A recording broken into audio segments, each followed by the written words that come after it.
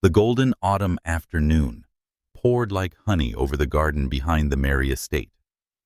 Rows of chairs adorned with shimmering white ribbons and imported Dutch roses stretched from the archway to the small altar where the wedding took place. Everything was perfect, from the soft melodies of the string symphony to the radiant smile of the bride in her custom-made Vera Wang gown. Alani Mary, the star of the day. And at table 14, tucked behind a row of papyrus plants, sat Alani Mary in a silver-framed wheelchair, quiet like a shadow, obscured by her sister's brilliance. The beige dress she wore nearly melted into the backdrop of the reception, as if it had been chosen to make her part of the wall instead of part of the celebration. Absent-mindedly, her hand caressed the soft fabric draped over legs that had felt nothing for the past 3 years. She had once thought she'd be the maid of honor, had once believed that no matter what happened, her twin sister, who had cried with her, laughed with her, and curled up beside her through thunderstorms, would never abandon her. But then the accident happened, and the invisible thread that bound two souls alike down to the moles on their skins snapped without warning. Alani walked down the aisle amid applause, hand in hand with the groom, the heir to a top East Coast tech conglomerate.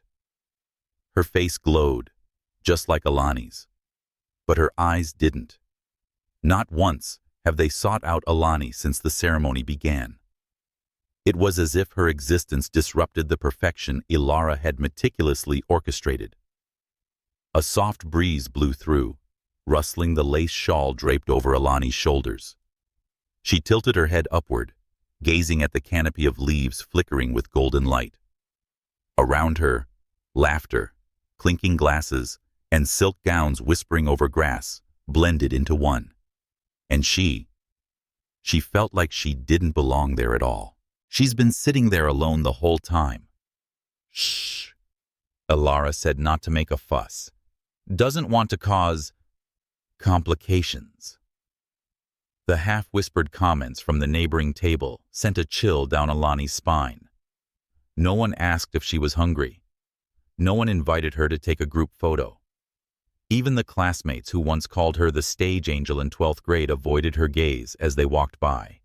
Her wheelchair seemed heavier than all the toasts combined. Her phone buzzed in her lap. A message from Dr. Sinclair, her physical therapist. Breathe, Alani. You have the right to exist in any space you choose. Don't let anyone make you forget that. She smiled, faintly, like a dried leaf falling onto the reception table.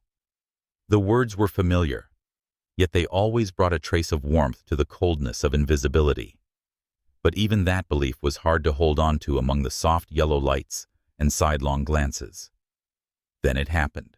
Isaac Murphy entered through the far end of the garden through the crowd of high society in polished tuxedos and gowns rippling like waves of silk.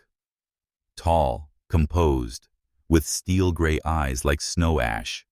Calm, yet piercing. The 32-year-old billionaire, who once featured on the cover of Time magazine, is the CEO of a clean energy company that has changed the world. The man no one invited but everyone secretly hoped would show up. His gaze swept over the crowd, and then stopped at table 14. Where everyone else looked away, he looked, not with pity, not with curiosity, not with polite civility, but with a quiet, steady gaze that didn't flinch. And it touched Alani like sunlight breaking through heavy fog. Her hand trembled slightly around her wine glass, because she knew, in that moment, that single look could shatter the frozen order that had ruled her world for 3 long years. This story is only just beginning. If you felt the quiet pain and beauty in Alani Mary, drop a like, share this video with someone who needs a ray of hope, and follow the channel so you don't miss the next chapter. When a single gaze can remind a fading soul that she is worthy of being seen. The breeze swept through the tree canopies like a gentle caress from nature, brushing against Alani Mary's warm brown skin. as she tried to steady her breathing. That gaze, Isaac Murphy's, still hadn't left her, as if a quiet island remained where she sat amid a dazzling sea of people and scattered laughter. Alani turned away, not because she was flustered, but because she couldn't believe it. A man like him could actually see her at a party like this? Not because of the wheelchair, not with the ever-present pity in people's eyes, but truly see her. Isaac remained there, near the bar, a glass of untouched champagne in one hand, the other tucked casually into the pocket of his tailored trousers. Under the glow of the garden lights filtering through willow branches, the angles of his face were carved into perfect contrast against the soft atmosphere around him. His gray eyes, sharp but not cold, held something like a silent question, a quiet invitation, or perhaps an acknowledgement that she existed. A woman in a jade silk gown, radiant as if she had stepped out of a magazine cover, approached him. Alani saw her lips move. "Isaac, I want to introduce you to my cousin. She just graduated from Yale." But he only tilted his head politely and stepped aside with ease. His eyes still hadn't left Alani. At that moment, Alani felt something unfamiliar, like her heart was beating in a rhythm that no longer belonged to her. An invisible shift started from her chest and traveled down to her palms, as if reminding her that she was still alive, still feeling, and more importantly, still being noticed. She adjusted her posture in the wheelchair, gently pulling at her skirt, a reflexive gesture. Not to please anyone, but to be ready, even if she didn't know what it was for. Isaac began to walk. Slow, deliberate steps, unhurried but specific, weaving through rows of silk-draped tables, past the confused stares of several guests. No one understood. Who is that girl? Why? Her? Alara appeared, almost as if she had sprung from the earth, rushing toward table 14. Her breath was hurried, her cheeks flushed, perhaps from running or panic. "Alani," Alara whispered, her smile twisted with concern. What? What did you do? Why is he—" "I didn't do anything," Alani replied, calmer than she thought she could be. "He's just walking over." That answer, so simple, left Alara speechless. And then, he was there, right in front of Alani. The cello in the distance continued its soft melody, but everything else seemed to pause. He leaned in slightly, just enough so their eyes were level. "Hi." His voice was deep and gentle, with an unmistakably American, authentic, and steady tone. "I'm Isaac." No frills, no performance. Just a simple introduction, as if they were meeting at a quiet cafe rather than at a multi-million-dollar wedding. Alani swallowed softly. She could feel her breath caught at the base of her throat. For 3 years, she had dreamed of someone walking up to greet her at a party. But in those dreams, every eye would turn to her with pity. Now, Isaac didn't look at her like someone who needed saving. He looked at her like someone who deserved understanding. "Alani," she replied quietly. "My name is Alani." He repeated Alani as if tasting a rare flavor on his tongue. "That's a beautiful name, like the one who carries it." She smiled, not at the compliment, but at how he said it, so naturally, as if it was apparent. Not flattery, not politeness. And for the first time in 3 years, her smile reached her eyes. He looked down at her hands, folded gently on her lap. "I don't want to make you uncomfortable," he said slowly. "But I was wondering, have you ever wanted to leave this table? Maybe be asked to dance?"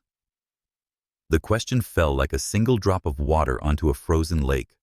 Cracks began to form in the emotional wall Alani had built over the years.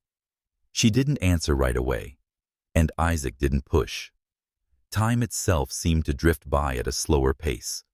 Under soft golden lights, in a party meant for someone else, two people stood.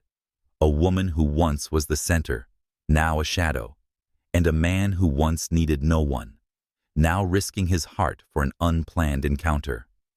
Alani knew. If she said yes, her world would change forever. And maybe, if she didn't, it would remain the world of someone forgotten. At that moment, amid all the glances, the layers of silk and brocade, crystal and opulence, Alani Mary heard nothing but the sound of her own heart. One beat. Two beats, each one stretched out like a century. Would you like to dance? 5 words. A question that might seem as simple as any polite greeting at a party. But to her, those 5 words were an earthquake, a blade that split time in two, before and after. 3 years ago, the last words Alani heard upon waking up in the hospital were, "You won't be able to walk again." Since then, no one has asked her if she wants to dance. They only asked where she needed to be pushed. What kind of support did she require?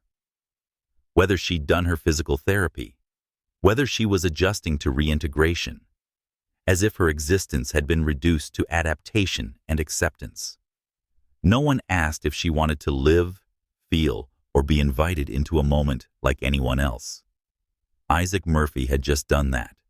At a party where she wasn't invited to stand, wasn't invited to shine, and most certainly wasn't invited to dance. She could feel the air shifting around her, as if everything was waiting for her to breathe, to respond.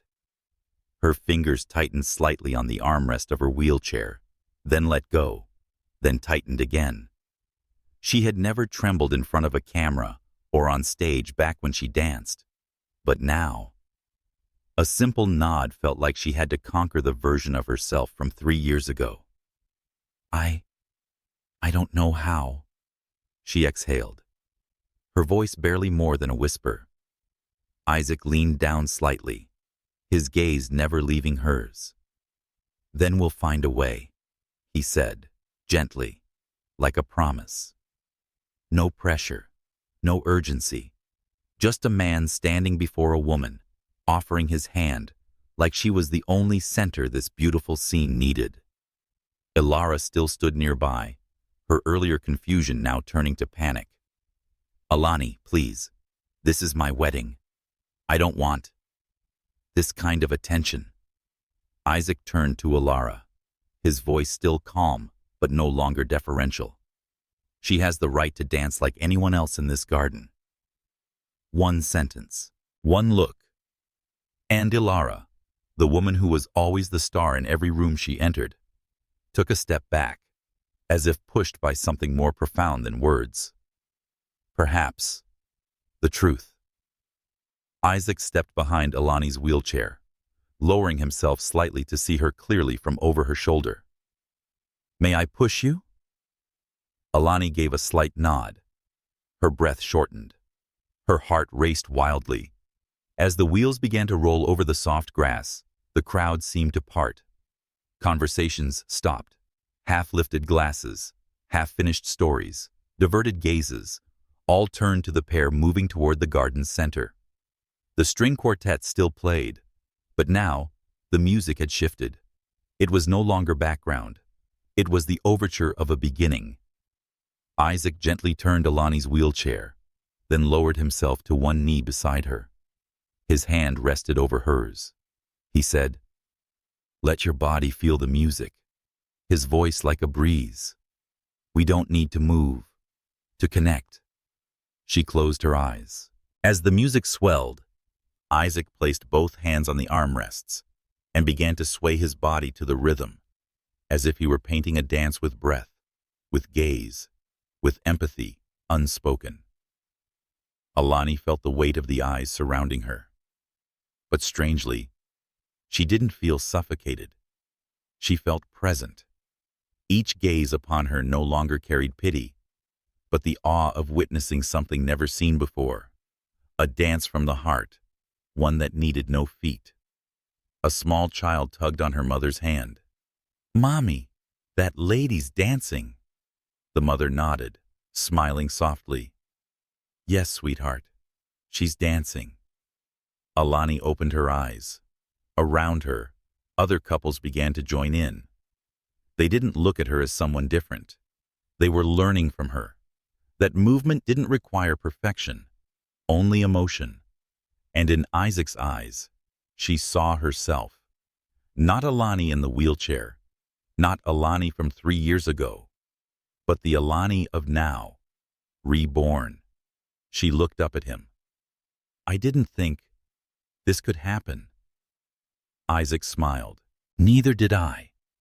But I knew. From the moment I saw you, you were the first person who made me want to stop."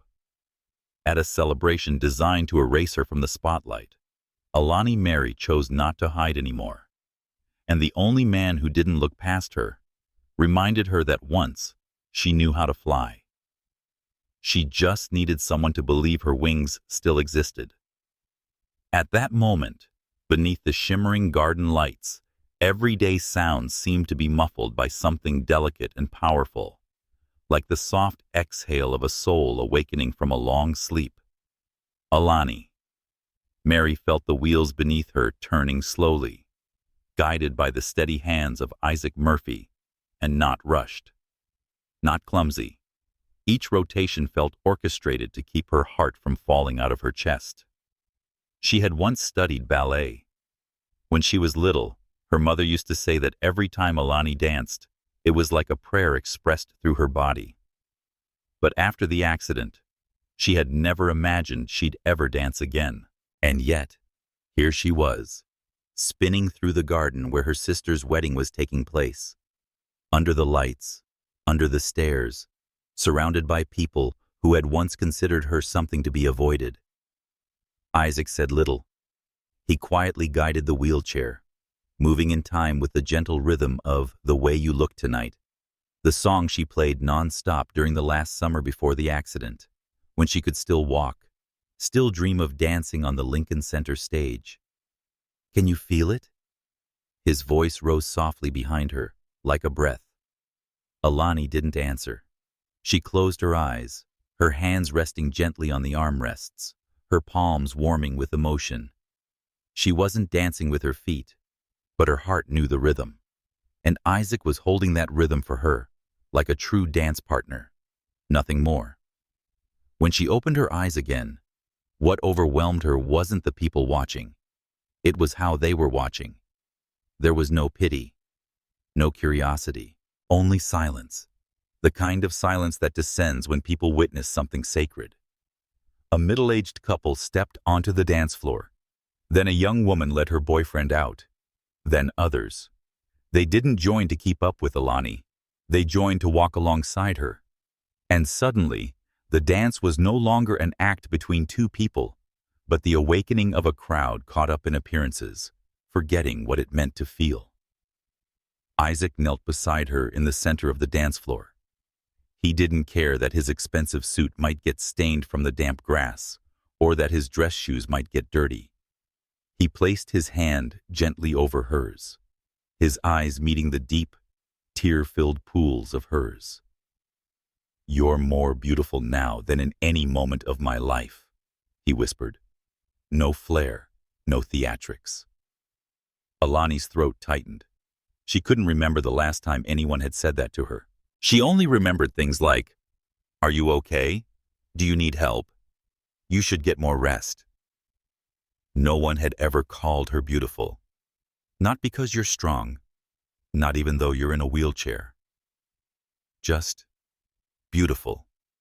No prefaces, no caveats. A beauty that was alive and dancing. "Aren't you scared?" she asked, her voice soft and hoarse. "With everyone watching." He smiled, a quiet smile, like moonlight glistening over a still lake. "They're not watching because you're different, Alani. They're watching because you're doing what no one else dares to do, being present, feeling, living."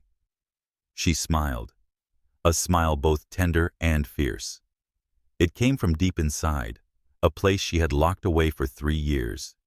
And now, the key had been hidden in those 5 words he once said.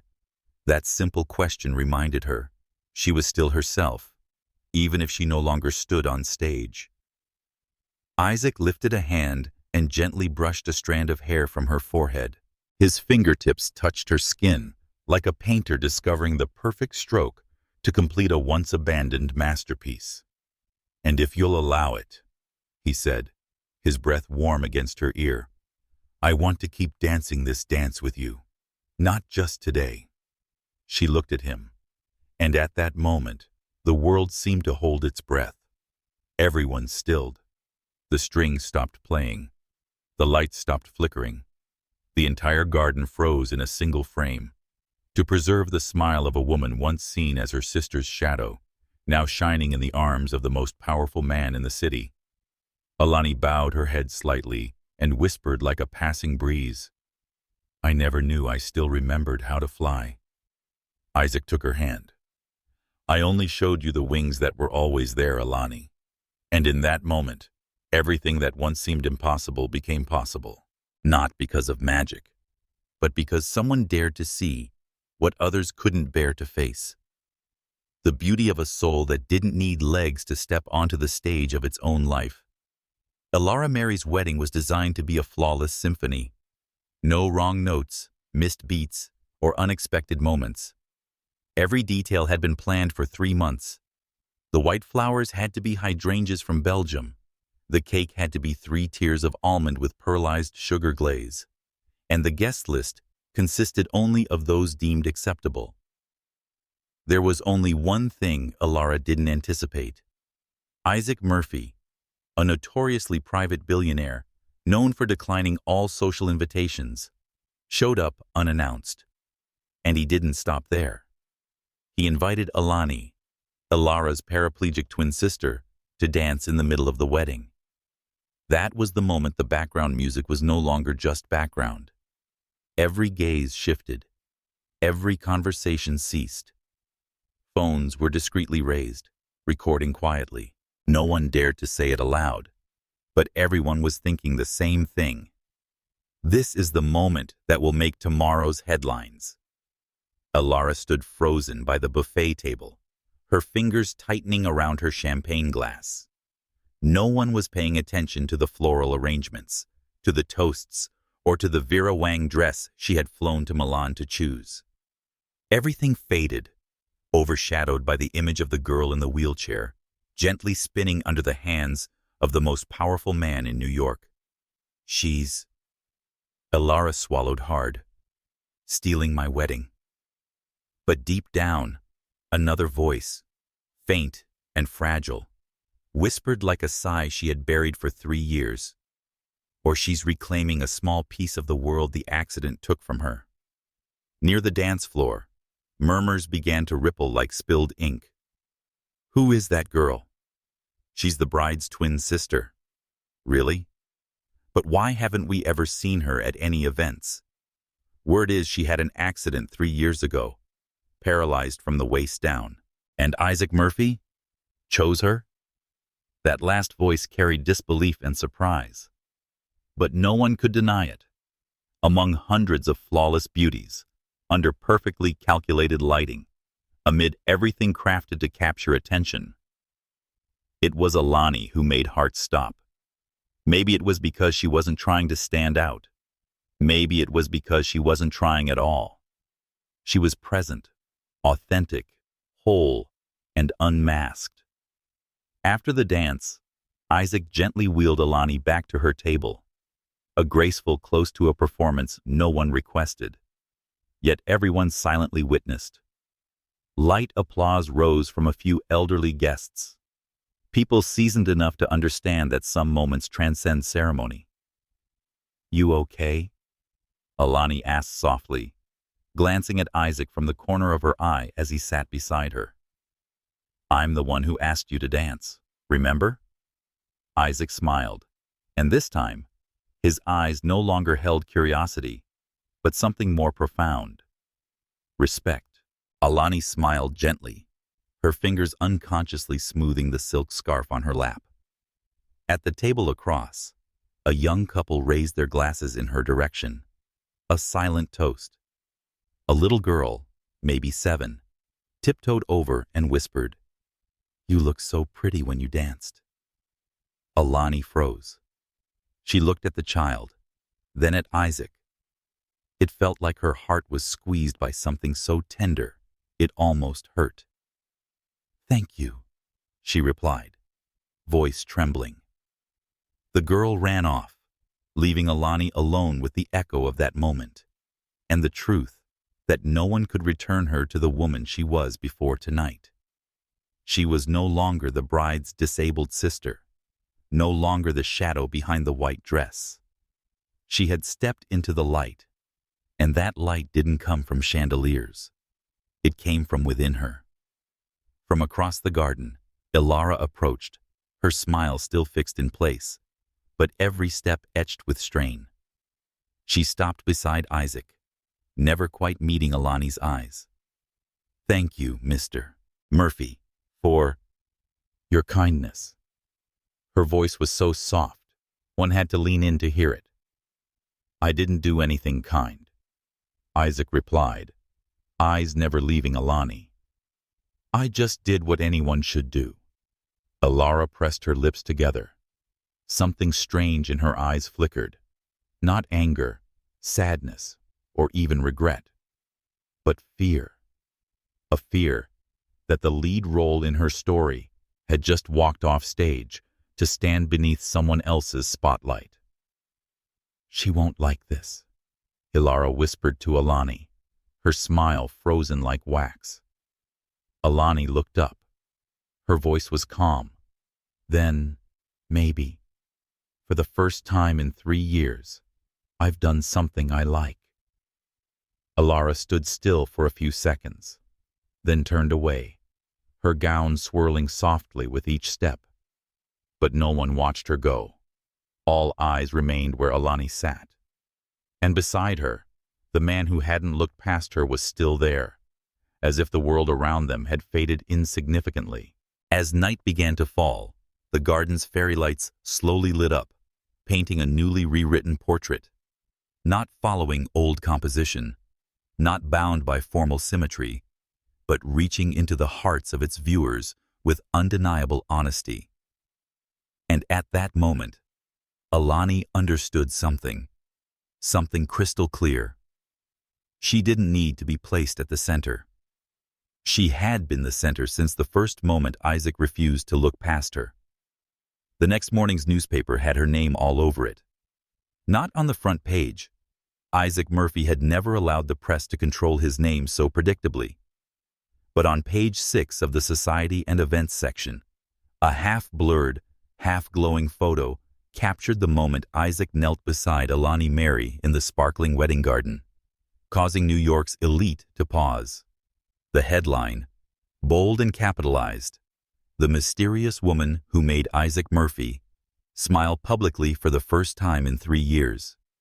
Beneath it were vague, suggestive lines. No one knows who she is. No name, no business profile, no social media. But she sat in a deep indigo dress in a wheelchair, with a smile that eclipsed even the most expensive bridal gown of the evening. And then came the question, echoing everywhere, from hair salons to hotel lobbies. Who is she? Alani pulled back the small curtain of the 4th-floor apartment she shared with her aunt, Leanne. Morning sunlight filtered into the room, landing on a tea table cluttered with sticky notes, physical therapy plans, her work schedule at the local library, half-finished poems, and now, the New York Standard, folded precisely to page 6. She didn't touch it, even though Ilara had sent her a screenshot the night before, along with a short message. "I warned you." Her aunt stepped out of the kitchen, coffee in hand, her eyes sharper than her wrinkled face suggested. "Pretty," she said, not hiding her curiosity. "And that guy, Isaac Murphy, Isn't he the one who bought out a chain of private hospitals to donate them to rehabilitation centers? Alani nodded, her lips pressed in a tight line. And yet he invited you to dance, Aunt Leanne continued, settling into her chair. And now all of New York is in a frenzy. I didn't do anything wrong, did I? Alani asked, her voice smaller than she intended. Leanne stared at her for a long moment.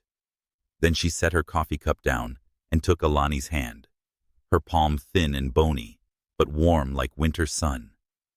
You didn't do anything wrong, she said slowly. You just stopped hiding. Alani tilted her head. That was it. She had lived in a gentle kind of darkness the last 3 years, safe but stifling. And now, the light had begun to seep in, from Isaac's eyes, that dance, and whispers that no longer made her shrink. That afternoon, a black SUV pulled up as she stepped out of the library after her shift. The window rolled down. Alani, Isaac sat in the back seat. His light blue shirt sleeves rolled up, tie loosened. The look of a man who had just come from a tense meeting, but hadn't forgotten what mattered most that day.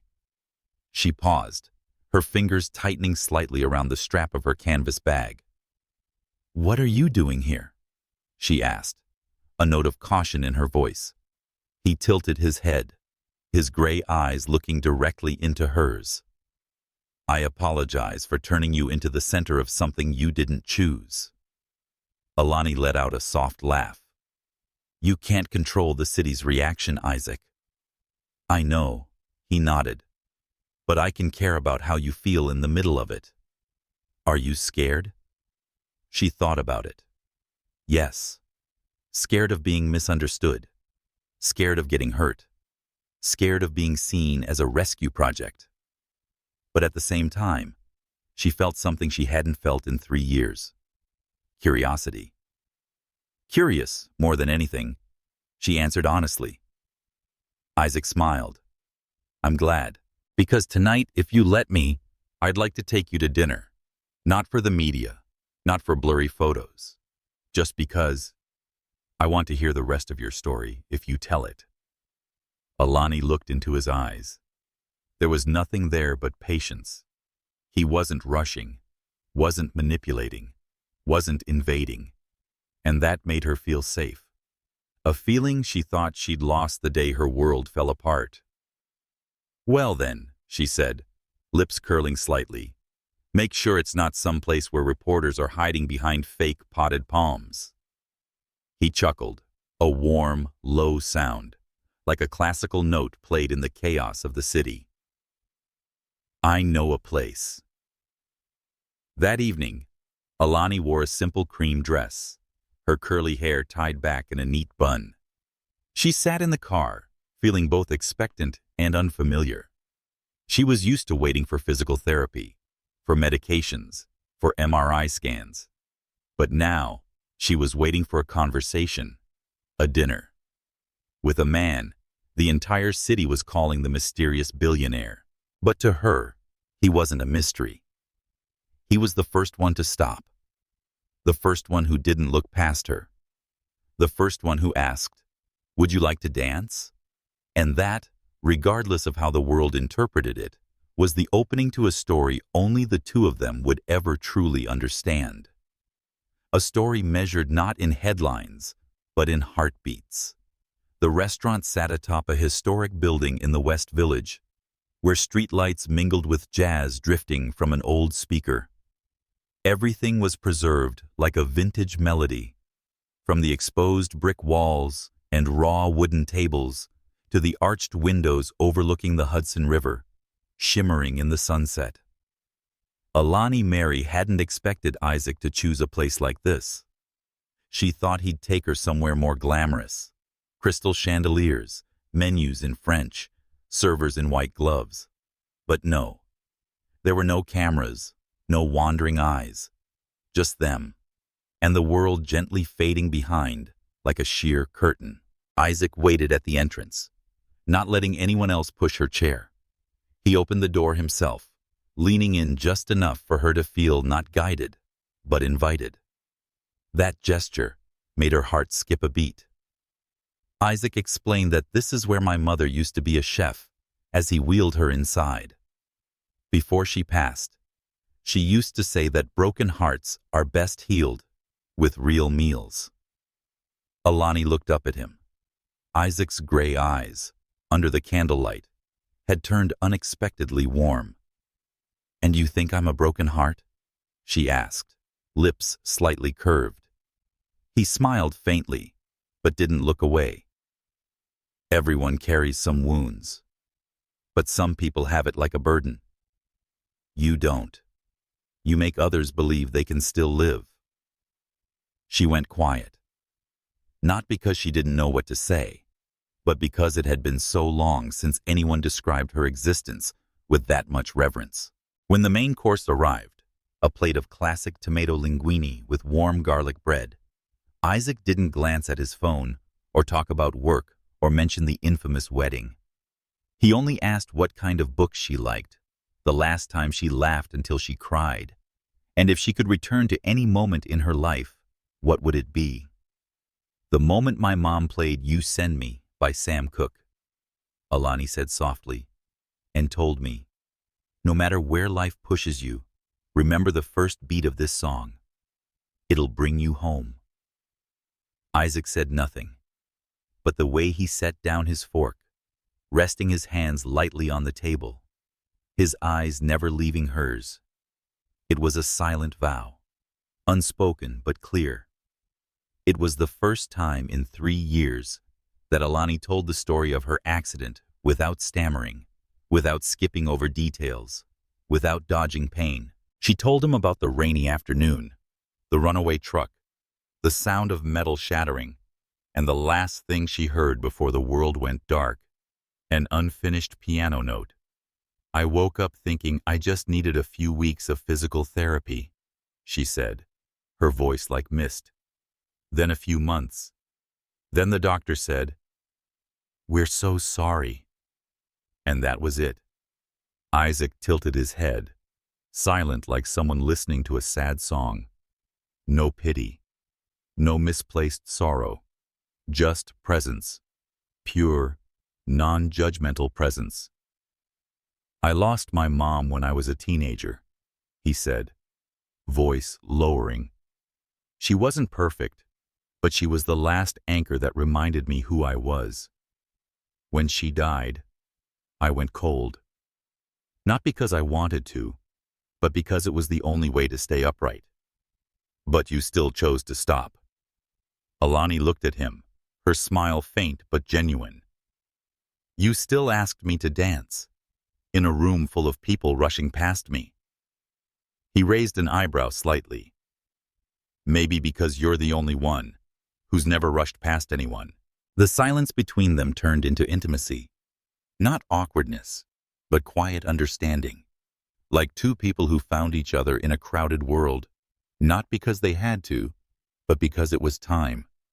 When dessert arrived, a cinnamon-scented apple tart, Alani laughed when she learned Isaac had picked the recipe from his mother's notebook. "You bake?" she asked, half skeptical, half delighted. "Not well," he admitted. "But this is the one thing I've never burned." "Well then." She tapped her spoon gently. "I guess I'll see if it's worth remembering." And when she took the first bite, her eyes lit up like a child receiving a gift. Not because it was perfect, but because of the unexpected warmth blooming in her chest. The cinnamon, the memory, the feeling of someone stepping beside her instead of racing ahead. On the way home, the city slipped past the window like a stream of endless light. Isaac was the one who wheeled her into the building elevator. They didn't talk much, but at the last stretch of the hallway, when Alani reached for the door handle, Isaac gently held her hand. "I don't want you to think tonight was special, because the media said so." Alani tilted her head. "Then why was it?" Isaac hesitated, then said slowly, "Because after everything, I realized that no one ever asked if you wanted to dance. And I think, maybe, No one ever asked if you wanted to be loved. She stood still. That statement had no pressure, but it fits like a key sliding into a door she'd left ajar for years. She didn't reply. She smiled, stepped back, and pushed open the door. Before disappearing inside, she looked back, her gaze steady, but soft as velvet. Maybe next time, I'll tell you more about You Send Me. And the door closed. But inside Isaac, another door quietly opened. Not to a whirlwind romance, but to something more profound. A connection quietly taking root, steadfast, true, and impossible to measure by anything except what the heart could feel. The next morning, Alani Mary woke in a room bathed in early sunlight. She didn't dream at all, a strange thing, because every night since the accident, she'd relived the flash of light, the clang of metal, and the overwhelming silence that followed. But not tonight. Tonight, only a soft gray, like Isaac Murphy's eyes, quietly surrounded her, demanding nothing, just present. She shifted her hand gently to the side, stretched out, her hair spilling over her shoulders. Her shoulders no longer felt as heavy as usual. Maybe it was the apple tart. It could be the kind of questions. Or perhaps it was because, for the first time in 3 years, she looked at someone for a long time, without seeing herself as a broken shard reflected. She went to the kitchen and prepared a plate of buttered toast and a steaming cup of mint tea. Just then, her phone chimed, a message from an unknown number, but she knew immediately who it was. "I want to send you a little gift. It could be a song." Alani read the message. A faint, secret smile touched her lips. Isaac didn't ask how she was or bother her. He just offered. She didn't need to reply immediately, nor respond in words, and that made her want to text back. Send it. But not Chopin. I'm not sad enough to listen to him this morning. Less than a minute later, a piano recording arrived. Slow, warm, and slightly absent-minded, as if the player was letting their fingers wander over the keys, thinking of someone. Alani sat quietly listening to the music, her eyes tracing the sunlight sliding over the rooftops across the street. She didn't know what to call that feeling. She only knew it was gentle and made her heart unfold piece by piece. Like a flower once withered, now watered with an unnamed nectar. That afternoon, Alani went to her rehab center for a routine checkup. She wore a soft, earth-toned blouse, black culottes, and a simple scarf. Nothing flashy, but something about her was different, the receptionist noticed as soon as she arrived. "Alani, you look radiant today," the young woman said hesitantly. "I mean, you're smiling more, right?" Alani froze. She hadn't noticed. But indeed, she had smiled a few times on the way there, without realizing it. Maybe when she heard children laughing in the park, or saw an elderly couple strolling by the river. Or maybe when she thought back to how Isaac awkwardly peeled apples, each slice uneven, but done with determination, until the last one. After the checkup, Dr. Din, who had monitored her condition for 3 years, stayed longer than usual. "Your back is holding up better. Your right hand has improved significantly. But there's something I want to ask if you don't mind." Alani looked up and nodded softly. "Lately," he said, "do you feel like you're coming back?" "Coming back?" She furrowed her brow. "I don't mean physically." The doctor smiled lightly. "But do you feel like you're stepping out of the darkness?" She thought for a moment, then answered slowly, "Yes, but not because I'm trying. Because someone stopped at just the right moment when I was sitting still. Didn't overlook me like a background part of someone's life." Din nodded. "Sometimes, what people need most isn't a strong push, just a patient hand standing beside them." That evening, as Alani sat on the balcony with her second cup of tea, her phone rang. This time, it was a call. She answered without hesitation. Alani. Isaac's voice came through, deep and warm, like a morning melody, but with a hint of hesitation. I shouldn't bother you, but… You're not bothering me, she cut in. Silence, then a soft chuckle. I just walked past Battery Park. A street musician was playing You Send Me. It reminded me of you. Her heart skipped a beat. Sam Cooke still knows how to send people exactly where they need to go. I never really listened to that song, Isaac said, until today. There was a line that made me pause for a long time. At first, I thought it was infatuation, but it's lasted so long. Alani didn't answer immediately. The breeze brushed through her hair, carrying the scent of a fading urban evening. Maybe, she said slowly, sometimes feelings don't need to be immediately named. They need to be listened to long enough to speak for themselves. Then, Isaac said softly, like a promise yet to be formed, I'll keep listening. She smiled. Before hanging up, she managed to say a minimal sentence that made Isaac almost hold his breath. I'm learning to listen to myself too. As the city slowly fell asleep that night, Alani sat writing in the small notebook she always kept by her bed. Not a diary, just scattered thoughts like, love doesn't begin with a touch, but with someone quiet enough to see you're trembling. And beneath that, she wrote one more line, small, in light cursives, like a breath. Isaac Murphy, the man who didn't ask what I wanted, but asked if I was feeling enough yet. She didn't know where this path would lead. But one thing she knew more clearly than ever: life waits for no one to return. But if someone truly stops to walk alongside you, maybe, just maybe, you can keep going, just in a different way.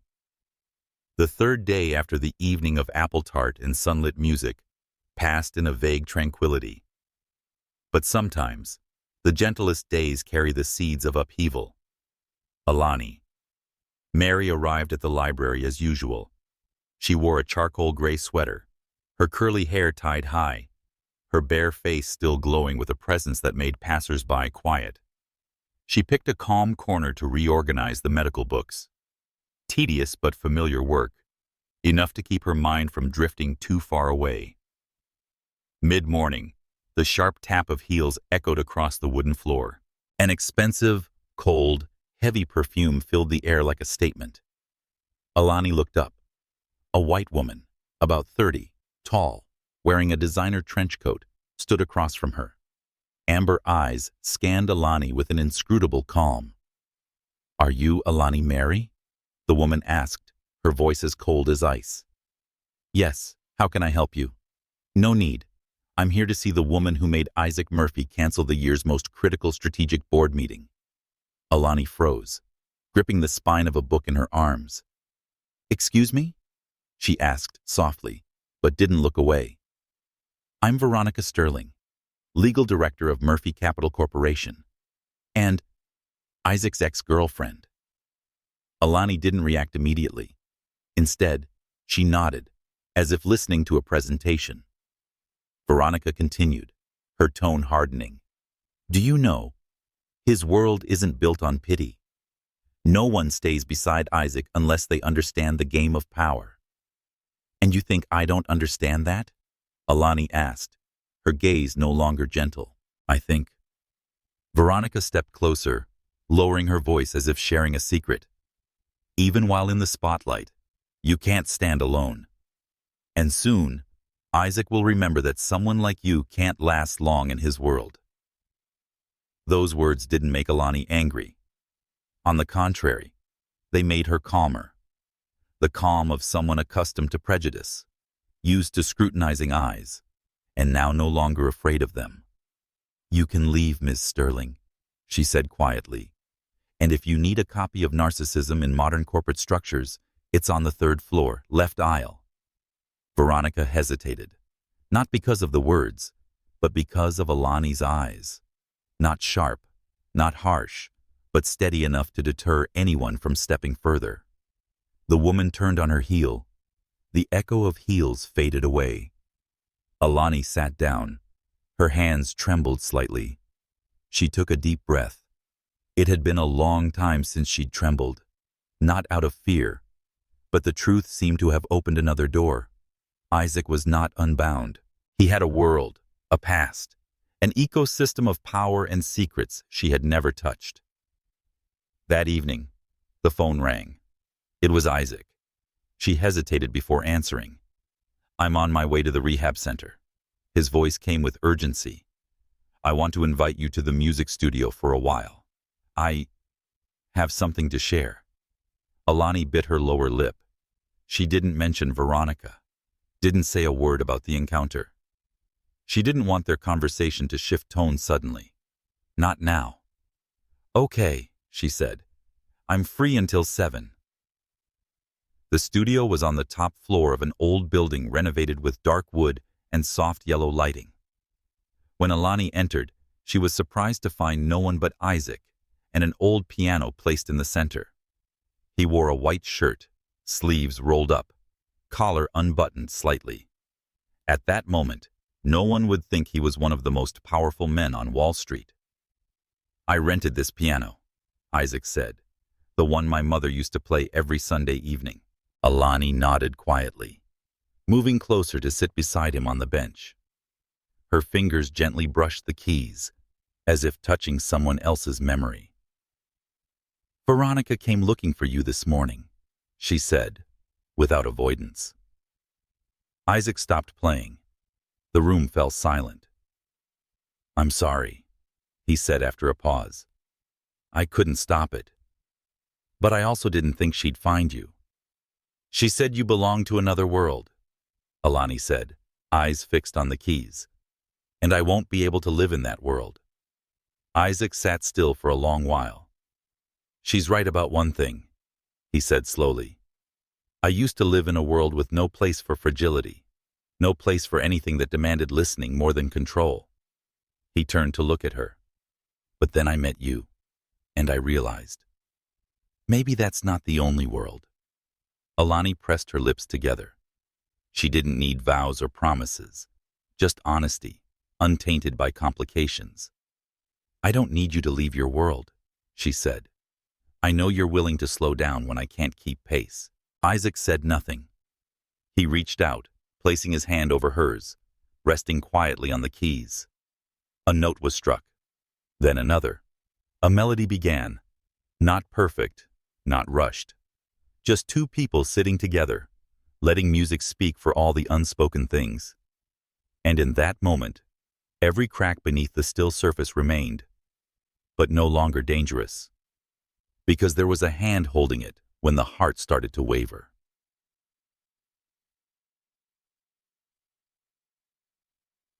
The following week passed with a quiet yet profound rhythm. Every day, Alani Mary received a piece of music from Isaac Murphy. Not grand symphonies, but simple melodies he recorded on the studio's old piano. Each piece lasted less than 2 minutes, but carried a sentiment over 1,000 words. Once, a track was titled, "When You Are Silent But the Whole City Still Rings." Another time, he wrote, "The bass note you hide in your gaze." Alani never replied in words, but she saved them all in a private playlist on her phone, naming it Murphy's Breath. Only she knew what it meant, and why every time she opened it, she smiled quietly, almost by reflex. On Thursday afternoon, it suddenly rained, a heavy downpour like a mood pent up too long. Alani was on her way home after leading a reading session for autistic children at the community library. She turned her collar against the wind, still clutching a canvas bag containing a fairy tale book a boy had illustrated with dozens of crayon drawings. "For you to keep, because you're the first storyteller I trusted," the boy had said shyly. Amid the rain, A black car pulled up to the curb. The window rolled down. "Isaac, get in. You're soaked." Alani hesitated for a moment, then nodded. She opened the door and slipped inside, drenched, her hair hanging wet, cheeks flushed from cold and surprise. Isaac handed her a towel, his hand still on the steering wheel, but his eyes lingered on her longer than necessary. He said calmly that it rained when I was on my way to the board meeting, and I remembered you said you didn't bring an umbrella. Alani looked at him and shook her head slightly. "You remember the little things, huh?" "Only the little things make hearts skip a beat," he said softly, a seemingly casual remark that thickened the air inside the car. They said nothing more.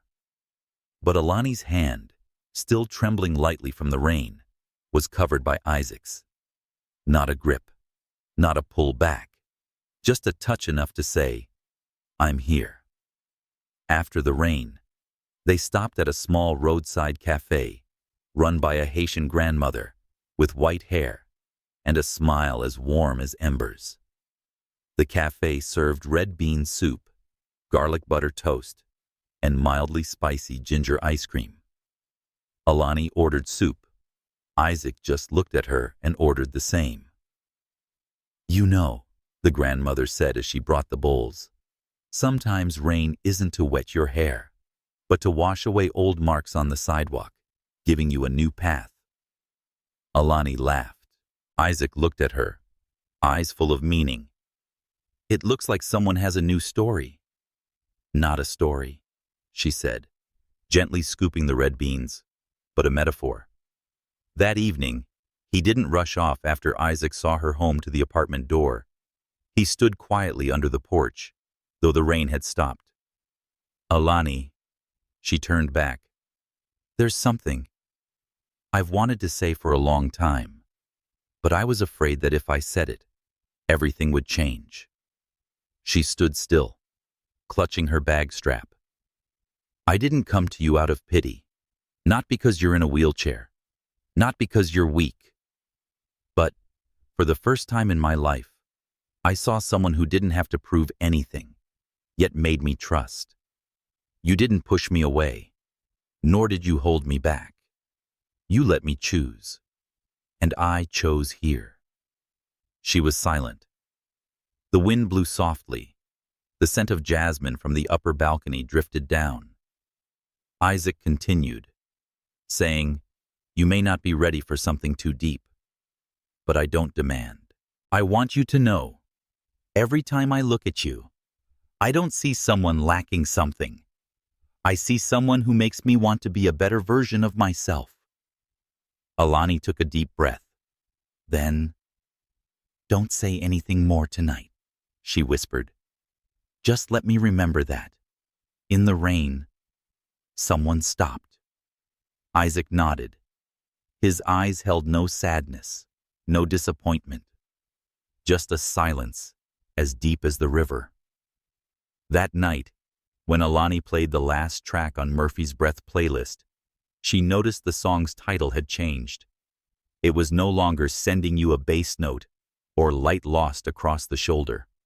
It was "The First Time I Stopped for Someone." And she knew no music that played afterward mattered, because just that title alone made her heart resonate like a chorus long awaited, only to rise at precisely this moment. A week after that rain, the city hadn't quite entered autumn yet, but the mornings had begun to carry a crisp chill. Alani Mary sat on the porch, wrapped in a thin earth-brown shawl, a steaming cup of cocoa resting quietly on the small table beside her.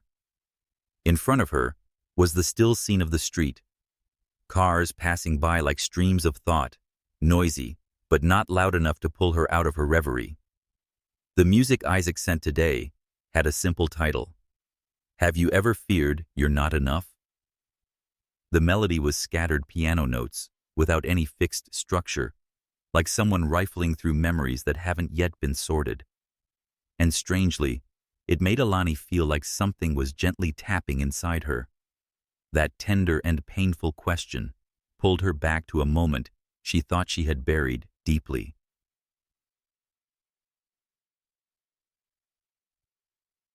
That day, Alani was 21 years old, an outstanding modern dance student, preparing to graduate with a solo performance chosen for the school's spring gala. She had practiced for 3 months straight, knees bruised, arms stiff from constantly supporting her weight. But she never complained, because she knew that stage was a place her mother had never stood. Her mother, Alani Mary, was a dance teacher in a small neighborhood south of Atlanta. Her life was devoted to underfunded classes, students without shoes, and theaters without lights. "You have to dance for both of us," she once said, stroking her daughter's hair, her eyes shining with pride, without a hint of envy. The night before the performance, Alani received a call from the hospital. Her mother had suffered a stroke while teaching her last class. The stroke came fast and brutal, dragging half her body into a silent stillness. And just 2 weeks later, she passed away quietly, without fanfare, with no one except her only daughter holding her hand in the ICU. The performance never happened. Alani left school. Not because she wasn't capable, but because from that moment on, she didn't know who she was without her mother nodding softly backstage every time she finished a dance. "Have you ever feared you're not enough?" She whispered the question again, as if testing her own heart. Yes, she had feared. Feared that people would see only her wheelchair. Feared that the scars on her legs would make them forget that eyes could tell stories. Feared that every time she loved someone, she had to prove, "I'm still a whole woman." And Isaac? Did he see that? Maybe. But he never asked how she got through it. He only asked, "What are you feeling right now?" And that was the first time in a very long time she realized she didn't have to be strong to deserve someone.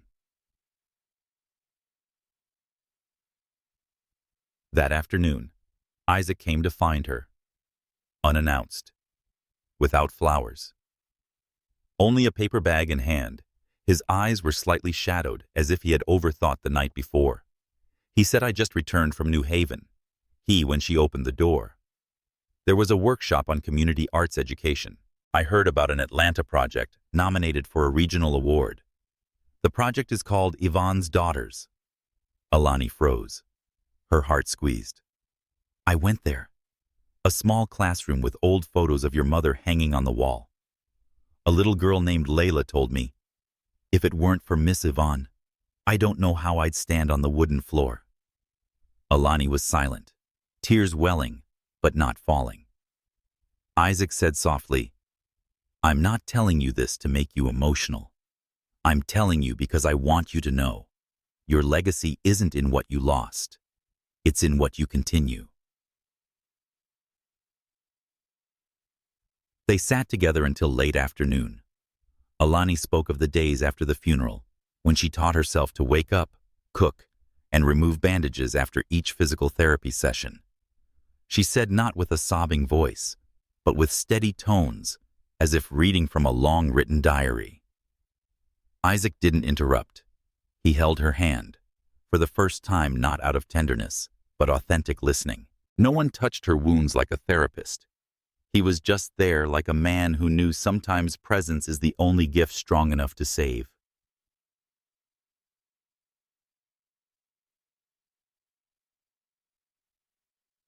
As the sun set behind the buildings across the street, Alani turned to look at him, the orange light bathing her dark eyes like a honey glaze.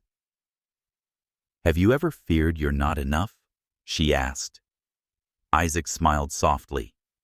"Every time I walk into a meeting room, whenever I have to be a father to a child, I never taught them to read the alphabet. Every time I think of my ex-wife, I can't hold on to her. Yes, I'm afraid." Alani nodded. "So, we both carry scars." Isaac squeezed her hand, saying nothing. And at that moment, two souls, who once thought they were mismatched pieces, found a strange fitting in each other's imperfections. Without another word, they looked up at the sky, where the sunset lingered slowly, like an unopened letter waiting to be read with gentleness and courage. Because some memories don't need complete healing. They need someone willing to carry them alongside us. That morning, the city's sky was covered by a thin layer of clouds, the pale light filtering through the window of Alani Mary's small apartment, like a soft gray silk draped quietly onto the floor. Everything seemed to slow down. Even the familiar honking of cars faded behind the misted glass. She wiped the pain with her hand, unconsciously drawing a circle with her fingertip, as if beckoning something to return. She hadn't seen Isaac for 2 days, not because of quarrels or anger. Just a pause between deep feelings that sometimes needs to be respected as a private space, for both to understand themselves better, and each other. At noon, a cream-colored envelope was delivered by a courier. The envelope bore no sender's name, only a neat handwritten line. Sometimes, what I want to say lies in things without words. Inside was a small wooden box, made of polished walnut, engraved with a delicate feather curved by the wind. Alani opened it, revealing an old copper key resting on burgundy velvet. Beneath the fabric was a small folded note. Tomorrow, 10 a.m., 27 Old Willow Street. If you're ready. She held the key. It was heavier than she expected. It felt like having something marked not only by time, but by waiting. The next day, she went. A taxi stopped in front of a 2-story historic building, tucked away in a tree-shaded alley. The building looked long abandoned, but not dilapidated. Just a sleeping beauty waiting to be awakened. The mossy wooden door was faded, the brass lock tarnished, fitting perfectly with the key in her hand. When the door swung open, dust rose softly in the slanting light through glass panes. Then, from upstairs came a familiar voice. "Come up if you want to see why I've kept this place for 7 years." She wheeled inside. The wooden steps creaked like old breaths. Upstairs opened into a large room with rough red brick walls, dark wooden floors, and in the middle, a small stage. It is not a professional performance stage, but a knee-high platform covered in purple velvet, facing 3 rows of wooden seats like an art classroom. On the stage stood Isaac, holding an old leather-bound notebook, his expression no longer that of a CEO, but of a man who had nurtured a dream throughout his youth. "This is where I started rewriting my first compositions after my wife passed," he said softly, "where I built layer upon layer of sound from the ruins, and where I hid what I couldn't share with anyone." He stepped closer, placing the notebook into her hands. "Read the first page." Alani opened it. Day 37 after the funeral. "I miss her when the rain taps on the porch. But today, for the first time, I didn't play her music. I was silent. And I wondered, is loyalty to a memory keeping me from living in the present?" "You wrote that," Alani whispered. "In this very room," Isaac said. "But since meeting you, I haven't returned because I'm afraid. Afraid that if you step into this private space, you'll see I'm not ready to let go of the past." Alani looked up at him. His face was no longer steady like when he spoke on TV, no longer cold as in negotiations, but real, with cracks and unnamed regrets. "You don't need me to erase the past," she said slowly. "If the memories return like a sudden rain one day, you won't silently endure it alone." Isaac stared at her for a long moment. Then he reached out, unhurried, and gently touched her wrist, where a faded scar had once made her wear long sleeves all summer. "And you?" he asked. "If I invited you to stand on this stage, not to perform, but to sit quietly, to be present, could you?" Alani looked around the room.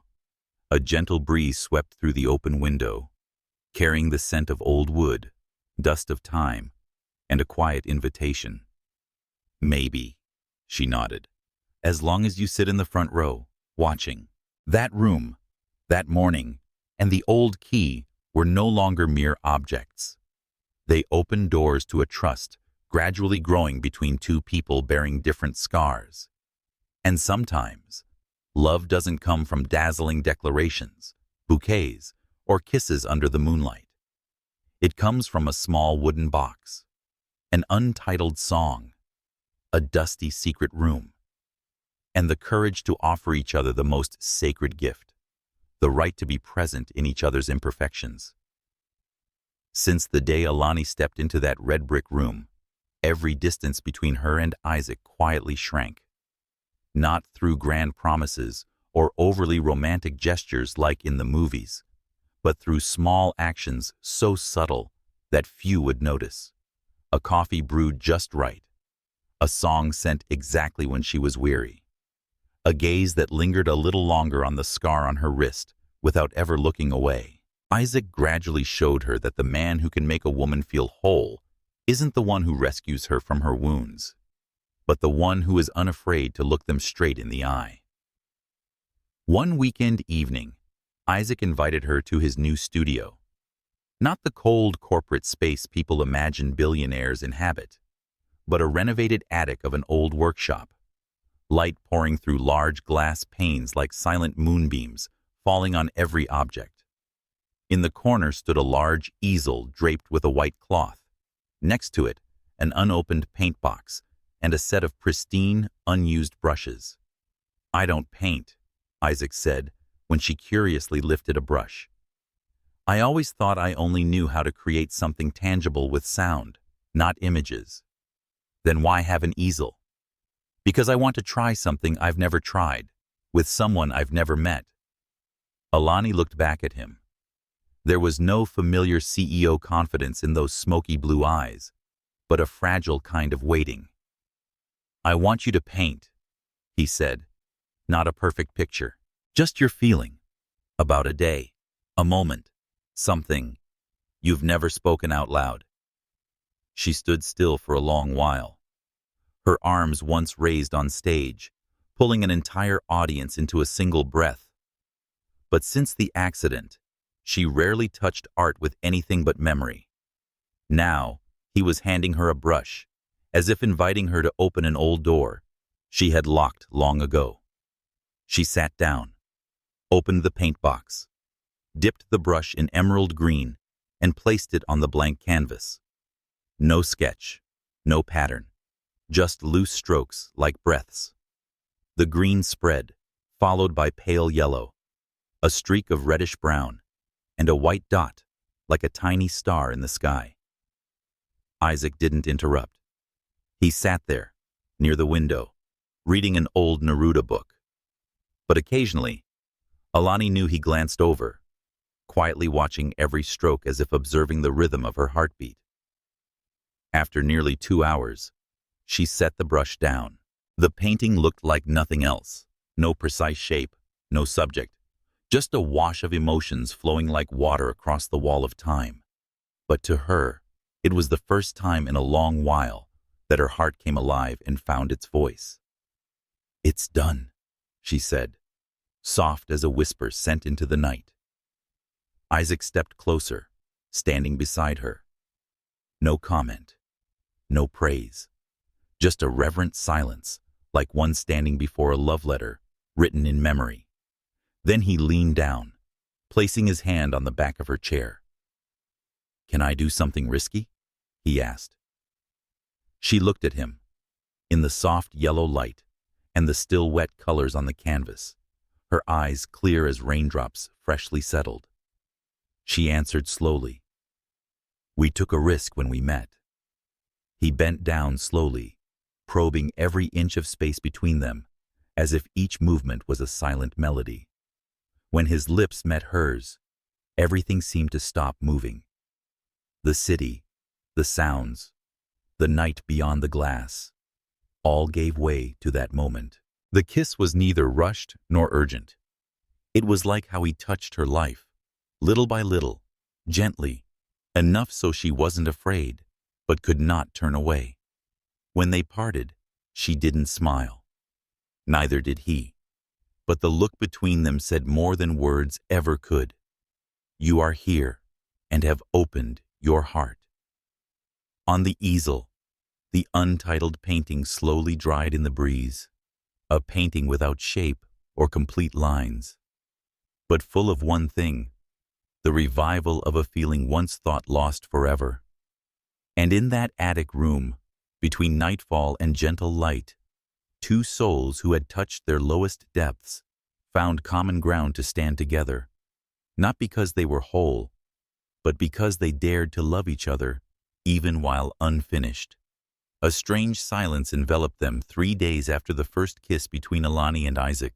It wasn't awkwardness or retreat, but the quiet shared by two people who had lived too long in smoldering memories, so afraid to breathe deeply lest they shatter something newly budding. They still met. They still talked.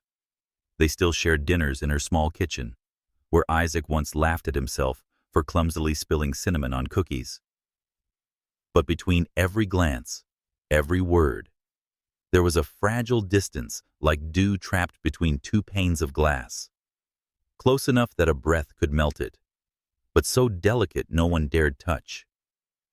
One evening, she opened her wardrobe and accidentally dropped an old photo, a faded black and white picture of her at 17, in a regional dance competition. She stood center stage, wearing a white silk dress and hair pinned up. Her smile was clear, as if the world had never known a scratch.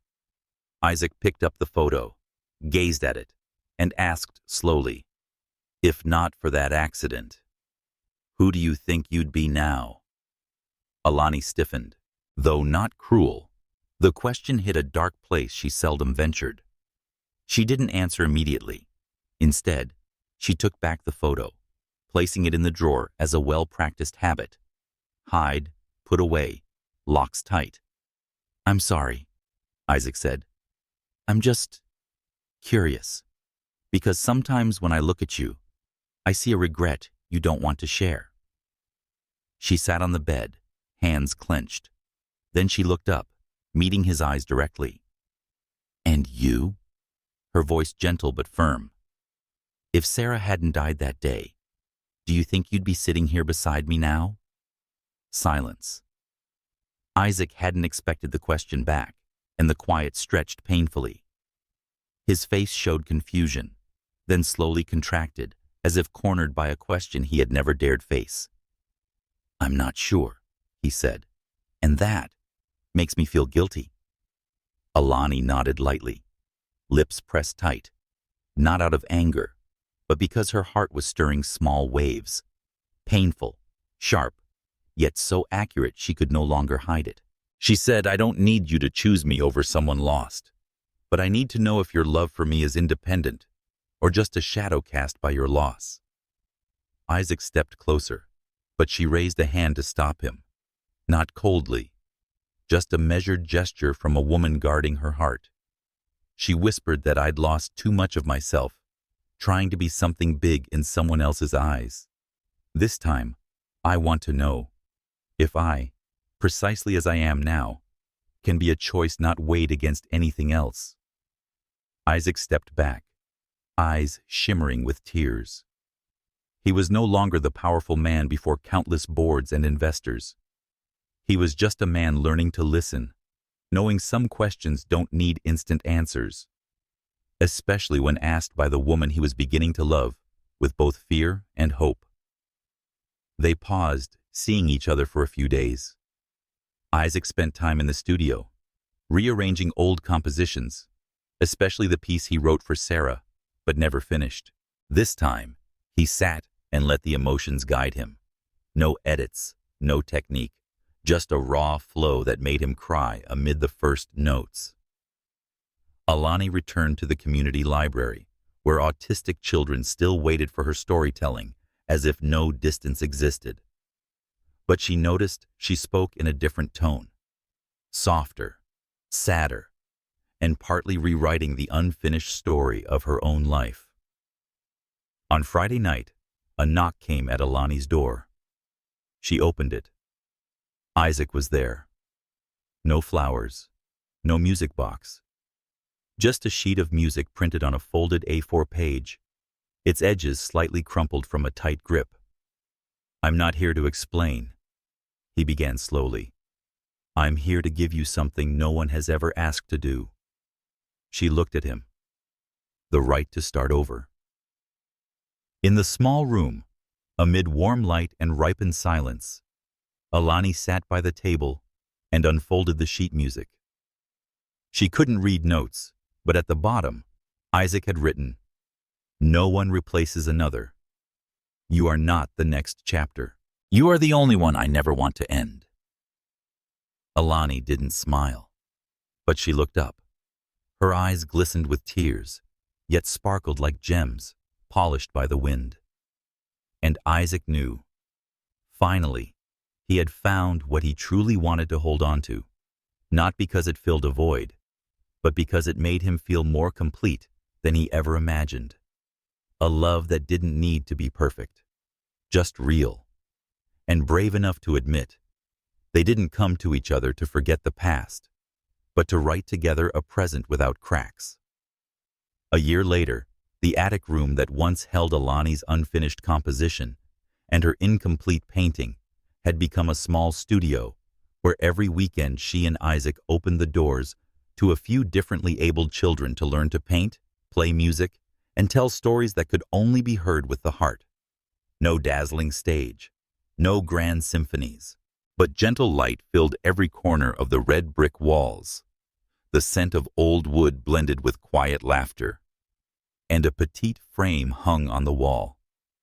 The first painting Alani made after the accident. Beneath it, Isaac's handwritten brushstroke. No need to be perfect, just real. Alani sat by the window, her hand softly stroking a small potted plant on the sill. A wild orchid bloomed pale purple despite being shaded from the sun most of the time. A flower that knew how to live on scarce light and moisture from the earth itself. Isaac said, "You're like this orchid from behind," placing a hand on her shoulder. "Steady, silent, but every time you bloom, you make others stop." She smiled softly, leaning her neck against his chest. "You're like an early summer rain, arriving suddenly, soaking everyone, leaving behind a scent no one can forget." They no longer avoided memories, no longer hid what had once broken their hearts. Between them now was a space big enough for the past to be laid down gently, and the present to be held like a warm cup of tea on a cold day. Isaac had declined an offer to return as an executive at the corporation, a decision that stunned many. But he said only one thing: "There are things bigger than profit, and if I don't dare choose those things now, I won't be myself anymore." He chose to stay beside Alani, not to give up the world, but to rebuild a new one from small things. A handwritten melody, a love letter folded into quarters, a wheelchair decorated with wildflowers, and a woman who once thought she had no right to love again. On their wedding day, there was no extravagant gown or lavish banquet, just a backyard filled with lavender, a few close friends, and a small orchestra made up of children they had guided. A deaf girl played piano by feeling vibrations through her palm. A boy with autism whispered love poems in his unique tone. Alani stepped out, not in a traditional white dress. She wore an earth-brown silk gown, hair pinned up, eyes like a smoldering flame through many cold seasons. Isaac waited at the aisle's end. No flowers, no tuxedo. Just the man whose gentle smile once made her want to look back again on an early summer afternoon years ago. They held hands. No words were needed.